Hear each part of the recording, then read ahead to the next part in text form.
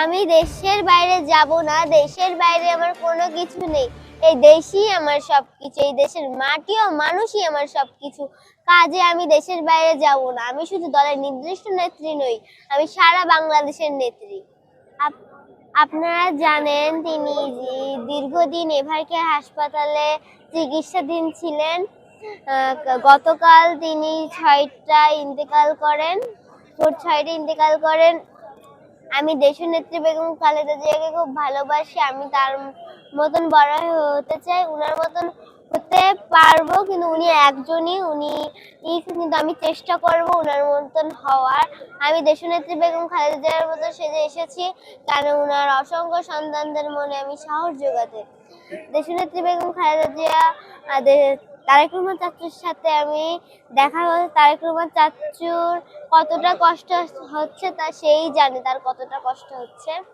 তাই জন্য দল মত নির্বিশেষে সকলে ওনার জন্য যা দোয়া করবেন, তিনি যদি জান্নাতবাসী হন, আর তিনি তার রুহুর মাগফিরাত কামনা করুক, দোয়া কামনা করুক।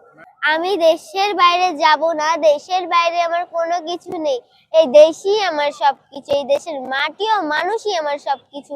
কাজে আমি দেশের বাইরে যাব না। আমি শুধু দলের নির্দিষ্ট নেত্রী নই, আমি সারা বাংলাদেশের নেত্রী। তারেক রহমান চাচুর বক্তব্য বলি। আজ বিএনপির প্রতিজ্ঞা দেশের মানুষের কাছে। আসুন, তারেক রহমান চাচুকে ভোট দিতে হবে এমন কোনো কথা নেই। আপনার ভোট আপনিই দেবেন, যাকে ইচ্ছা আপনিই দেবেন, কিন্তু তারেক রহমান চাচুর হাতকে আপনি শক্তিশালী করুন, উনাকে সহযোগিতা করুন, যাতে তারেক রহমান চাচু আপনার ভোটের অধিকার প্রতিষ্ঠা করতে পারে। আমাদের লক্ষ্য, আমাদের স্লোগান, আমাদের উদ্দেশ্য মানুষের ভোট অধিকার প্রতিষ্ঠা করা। Take back Bangladesh. নাম সারিকা ফাতেমা, আমি যশোর থেকে এসেছি গতকাল।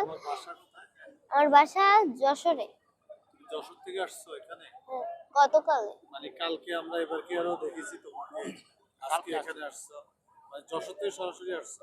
হ্যাঁ, কালকে আসছো। তাহলে তুমি আসসালামু আলাইকুম প্রিয় যশোরবাসী, আপনারা সবাই ধানের শীষে ভোট দিবেন। তারেক রহমানের সালাম নিন, ধানের শীষে ভোট দিন। ভোট দিবেন ভাই কোনখানে? ধানের শীষের মাঝখানে। ভোট চাই ভোটারে, দোয়া চাই সকলে। মাদারল্যান্ড 24, মাতৃভূমি, বিশ্ব সংবাদ 24 ঘন্টা।